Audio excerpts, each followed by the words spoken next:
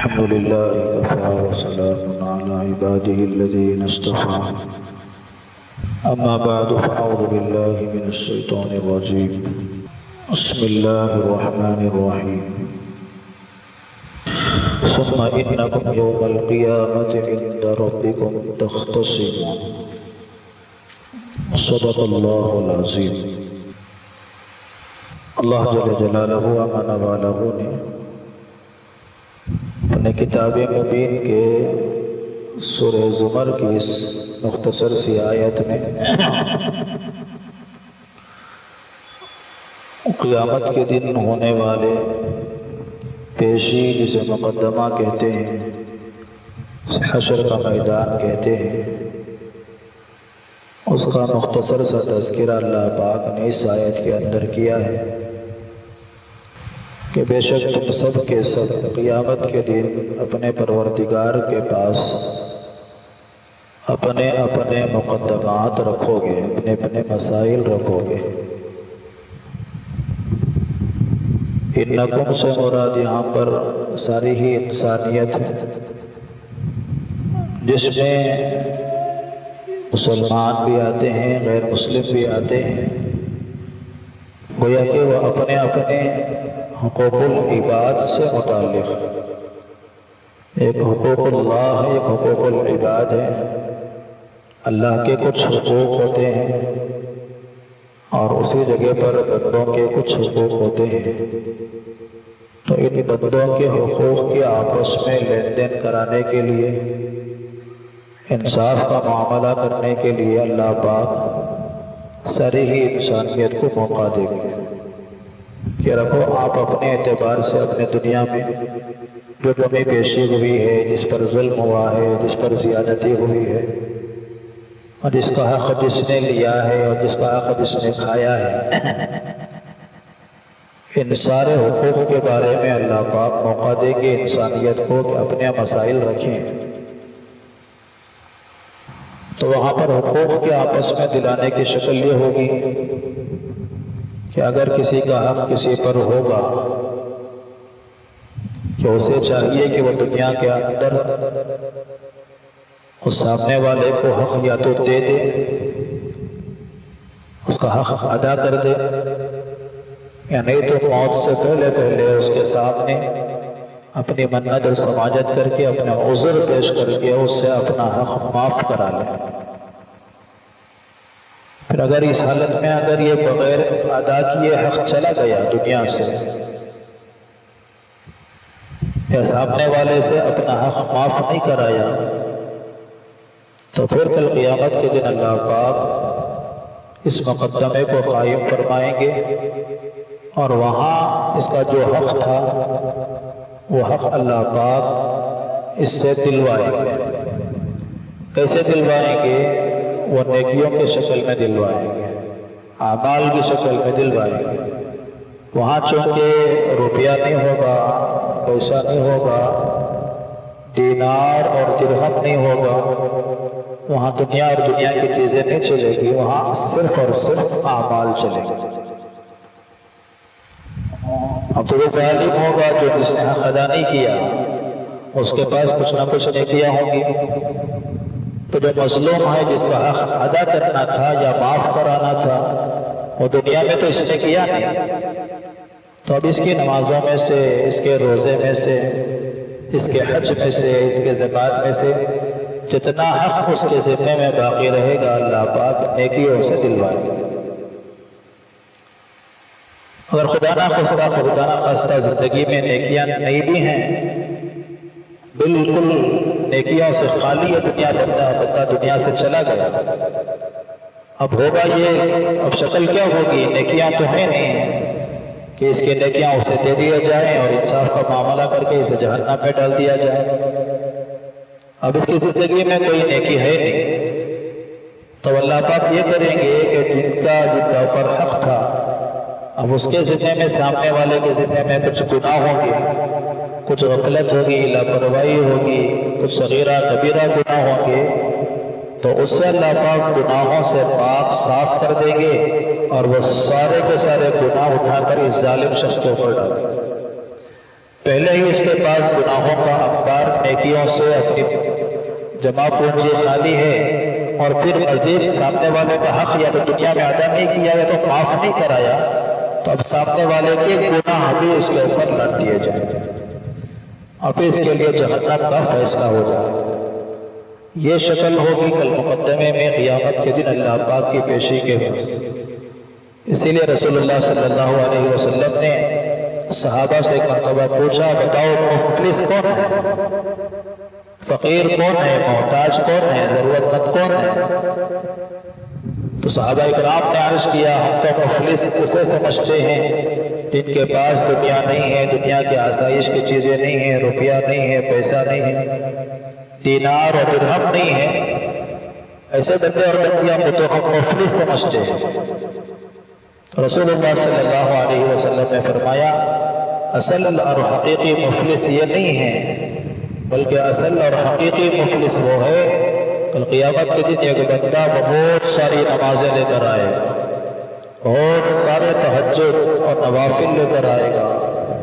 بہت سارے بڑے بڑے اعمال پہاڑوں کے برابر لے کر آئے گا، اس کی زندگی میں روزے بھی ہوں گے، اس کی زندگی میں تلاوت بھی ہوگی، صدقہ خیرات زکات بھی ہوگی، بے شمار نیکیاں، کوئی ایسی نیکی نہیں چھوڑا ہوگا دنیا میں اس نے نہ کیا، ایسے بے شمار اعمال کے ساتھ تو دنیا میں کر کے وہ واپس اللہ کے پاس آئے گا، لیکن وہ دنیا میں کسی کو گالی دی ہوگی، کسی کو تکلیف دی ہوگی، کسی کو ستایا ہوگا، کسی کا دل توڑا ہوگا، کسی سے جھگڑا کیا ہوگا، یا کسی کا ناجائز کی چیز لے لی ہوگی، یا اور کوئی بہت سارے ایسے جو بندوں سے حقوق سے متعلق ہیں، ان حقوق کو یا تو ضائع کیا ہوگا یا تو غصب کیا ہوا ہوگا۔ ابھی اس کے پاس بے شمار نیکیاں ہونے کے باوجود اس دنیا کے اندر اس سے معافی تلافی نہیں ہوئی تھی، اس کا حق ادا نہیں کیا تھا، اور اس سے ستایا تھا اور اسے مارا تھا، یا اور کوئی بھی عزت کے تعلق سے ہو، مال کے تعلق سے ہو، اور دنیا کی کسی بھی چیز کے تعلق سے ہو، کسی نہ کسی شکل میں اگر کسی کا حق غصب کیا ہوگا، تو پھر اللہ پاک اس کے نیکیاں ہونے کے باوجود، نمازیں ہونے کے باوجود، روزے ہونے کے باوجود، زکوٰۃ، صدقات، حج، عمرہ، تلاوت، دعائیں، سب کچھ ہونے کے باوجود دنیا سے ایسے بے شمار مظلوم لوگوں کو سامنے لا کر کھڑا کیا دیا جائے گا کہ جس سے اس کی نیکیوں کو ٹرانسفر کر دیا جائے گا، وہ کیا کون ہے؟ کسی کو گالی دیا ہوگا تو نماز کی نیکیاں اسے دے دی جائے گی، کسی کا مال ہڑپ لیا ہوگا تو حج کی نیکیاں اسے دے دی جائے گی، کسی کے دل کو توڑا ہوگا خواہ ظلم و ستم کر کے، اللہ پاک اس کے صدقہ خیرات کی نیکیاں، ایسے مختلف گناہ والے مظلوم لوگوں آ کر کھڑے ہو جائیں گے اور اللہ سے اپنے حق کا مطالبہ کریں گے، اور اس کے جو الزامات ہیں وہ سب اللہ کے سامنے پیش کریں گے، اس نے دنیا میں ہمارے ساتھ فلاں فلاں فلاں فلاں چیز کی ہے، تو اللہ پاک اس کی ساری نیکیوں کے اعمال کو، اجر ثواب کو ان سارے بندوں میں تقسیم کر دیں گے۔ اب یہ خالی ہاتھ بالکل کھڑا رہ جائے، پہاڑوں جیسی نیکیاں لے کر گیا تھا، لیکن دنیا کے اندر بندوں کا معاملہ، بندوں کے حقوق بڑے نازک ہیں، بڑے ہی بندے اچھے عبادت گزار، اچھے عوام، تو عوام الگ چیز ہے، خواص جسے ہم سمجھتے ہیں، اس میں علم والے بھی آ جاتے ہیں، اس میں تہجد والے بھی آ جاتے ہیں، اس میں قربانیاں دینے والے بھی آ جاتے ہیں، اس میں مختلف تنظیموں، تحریکوں، جماعتوں سے جڑے ہوئے متقی پرہیزگار جسے ہم ظاہری اعتبار سے سمجھتے ہیں، ایسے بہت سارے اللہ کے نیک بندے بھی اس کے اندر آ جاتے ہیں۔ تو اپنی ساری قربانیاں اور بہت ساری کوششیں کر کے نیکیاں لے کر گئے ہوئے، لیکن بھائی کا حق ادا نہیں کیا ہوگا، دنیا میں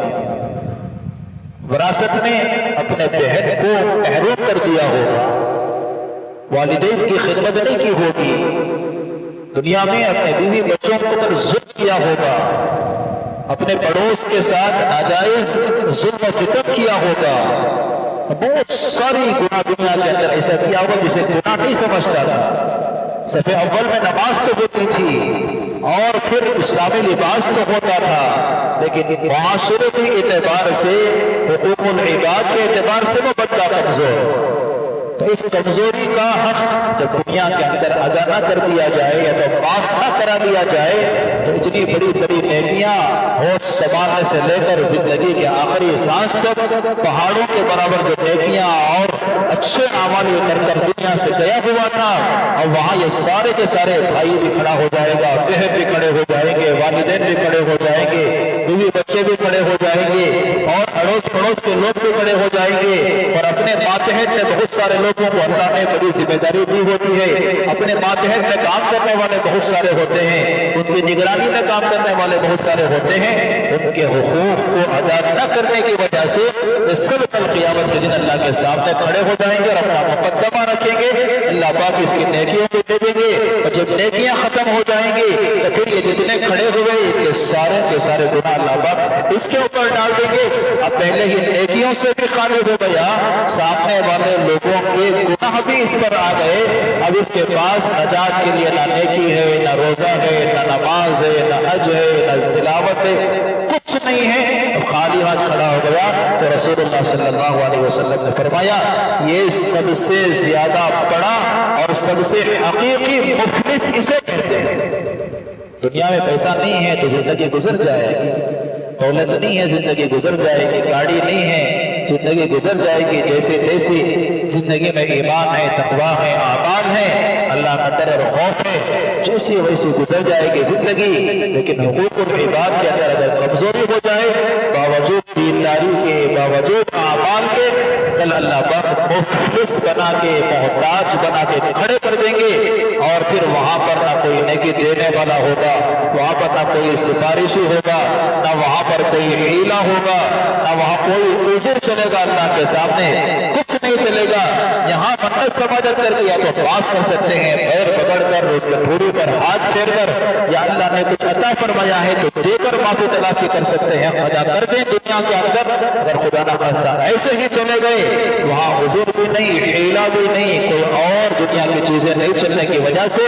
سارے اعمال ہونے کے باوجود اللہ پاک اسے فرشتوں سے کہیں گے اب یہ نیکیوں سے بھی خالی ہو گیا، گناہوں سے اس کا نامہ اعمال دفتر پر ہو گیا، اب فرشتوں سے کہیں گے پیشانی کے بل کھینچ کر جہنم میں لے کر جائے۔ اسی لیے دوستو بزرگوں، بڑے ڈرنے کا مقام ہے، خوف کرنے کا مقام ہے۔ دنیا میں اللہ کا حقوق جہاں ہم ادا کرتے ہیں، نماز کی شکل میں، روزے کی شکل میں، زکوٰۃ کی شکل میں، یہ سب اللہ کے حقوق ہیں۔ حج اللہ کا حق ہے، عمرہ بھی اللہ کا حق ہے، تلاوت بھی اللہ کا حق ہے، لیکن مال کے اعتبار سے، تکلیف دینے کے اعتبار سے، کسی کو ستانے کے اعتبار سے، وراثت کا مسئلہ ہے، بہت سارے ایسے بندوں کے آپس میں معاشرتی اور حقوق العباد ہوتے ہیں، اس کے اندر کمزوری نہ آنے پائے۔ اگر کمزوری ہے، موت سے پہلے پہلے اللہ نے موقع دیا ہے، اس موت سے پہلے پہلے یا تو حق ادا کر دیں یا تو معافی تلافی کر کے پاک صاف ہو کر اللہ کی بارگاہ میں جائیں گے، ہماری نیکیاں بھی کام آئے گی، ہماری نیکیاں محفوظ بھی رہیں گی، اور مظلوم طبقہ کل قیامت کے دن اللہ کے سامنے کھڑے ہو کر اپنے حق کا مطالبہ نہیں کر سکے گا، اور ہمارے ایمان اور اعمال کی بنیاد پر اللہ پاک ہمیں جنت کا فیصلہ فرمائیں گے۔ اللہ سے دعا فرمائے اللہ پاک ہمیں دنیا کے اندر حقوق اللہ بھی ادا کرنے کی توفیق عطا فرمائے، اخلاص کے ساتھ، اور اس سے کہیں زیادہ حقوق العباد کی فکر کرتے ہوئے حقوق العباد کو یا تو ادا کر دینے کی توفیق عطا فرمائے یا موت سے پہلے پہلے معافی تلافی کرا لینے کی توفیق عطا فرمائے۔ آمین۔ وآخر دعوانا الحمدللہ رب العالمین۔